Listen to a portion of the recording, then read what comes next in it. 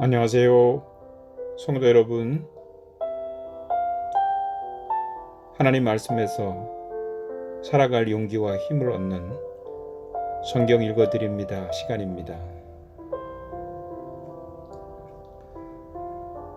오늘도 나누는 말씀이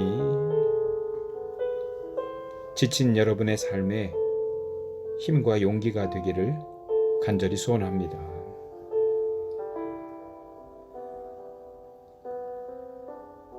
오늘은 누가복음 15장 말씀으로 은혜 나누겠습니다.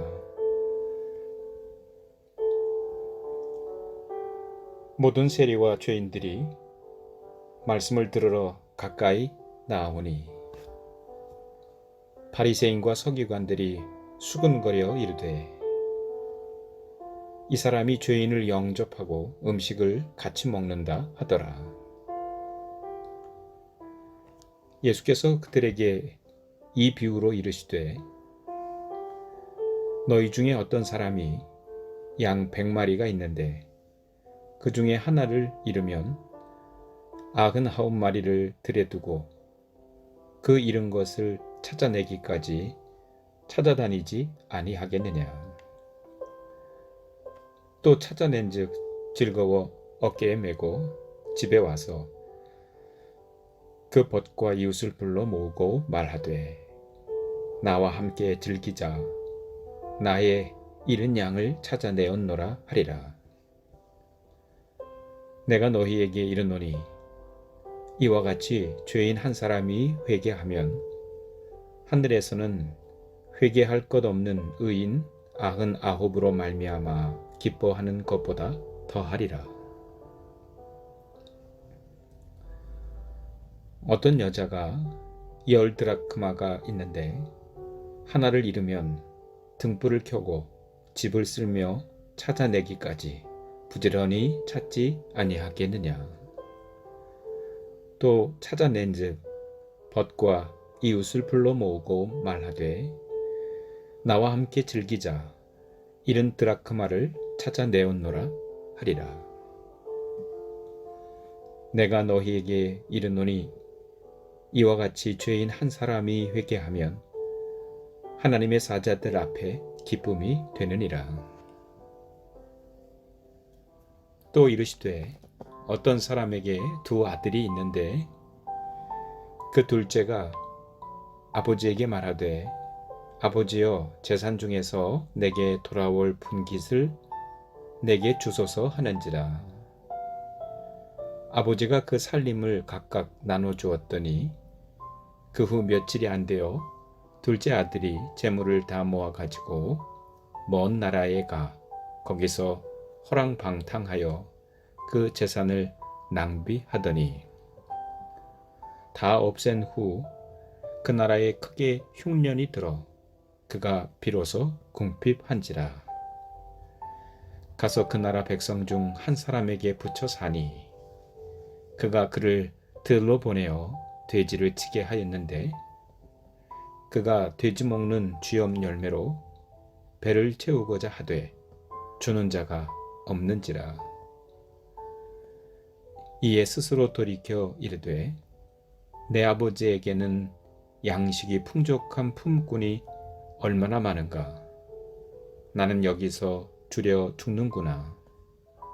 내가 일어나 아버지께 가서 이르기를 아버지 내가 하늘과 아버지께 죄를 지었사오니 지금부터는 아버지의 아들이라 일컬음을 감당하지 못하겠나이다. 나를 품꾼의 하나로 보소서 하리라 하고 이에 일어나서 아버지께로 돌아가니라. 아직도 거리가 먼데 아버지가 그를 보고 측은히 여겨 달려가 목을 안고 입을 맞추니 아들이 이르되 아버지 내가 하늘과 아버지께 죄를 지었사오니 지금부터는 아버지의 아들이라 일컬음을 감당하지 못하겠나이다 하나.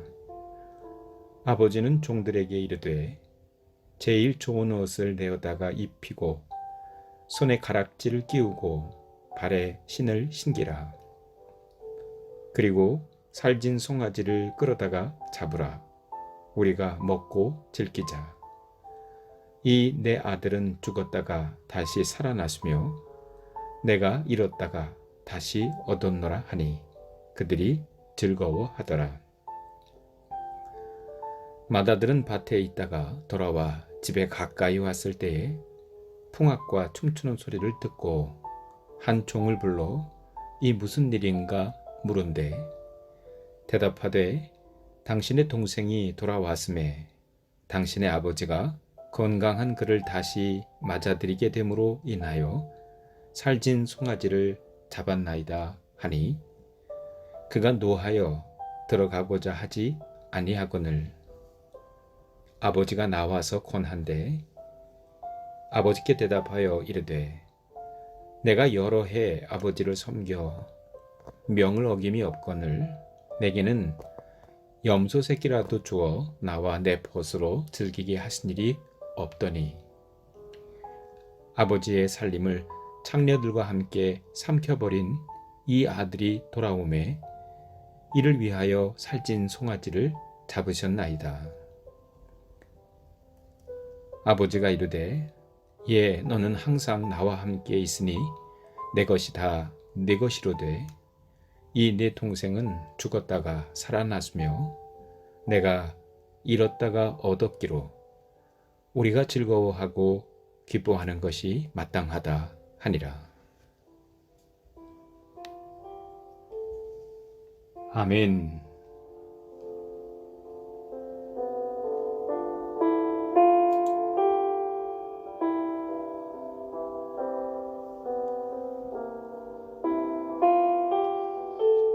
본문에서 세리와 죄인들이 예수님의 말씀을 들었습니다.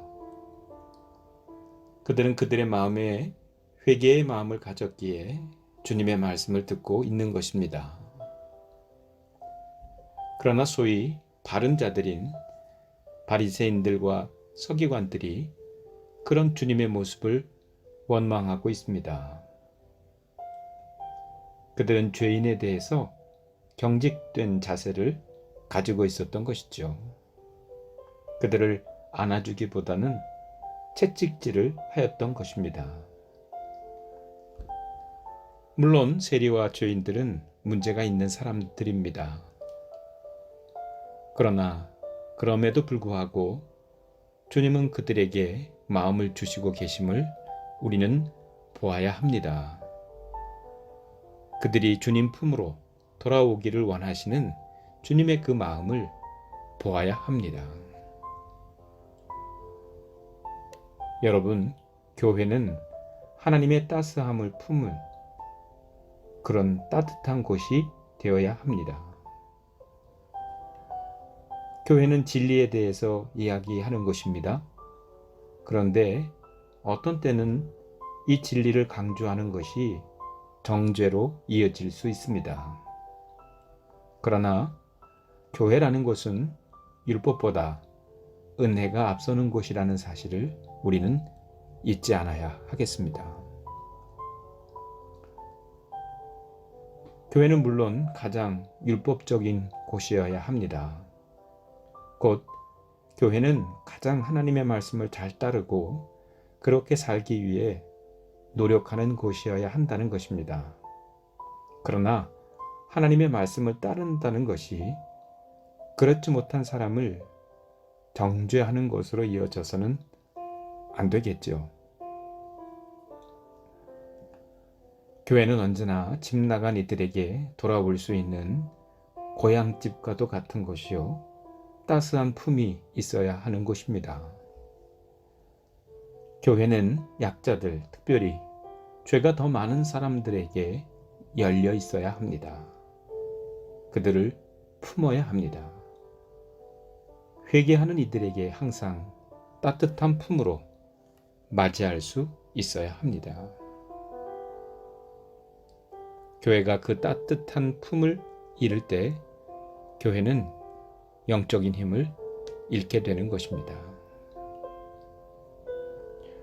교회는 건물이 아니고 조직이 아닙니다. 교회는 구원받은 여러분과 제가 교회입니다. 여러분과 저라는 교회는 그런 따뜻한 품이 있는 교회인지요? 우리가 먼저 따뜻한 품을 가지는 자들이 되어야 하겠습니다. 성도 여러분, 오늘도 이 말씀을 품으시고 승리하시기를 축복합니다.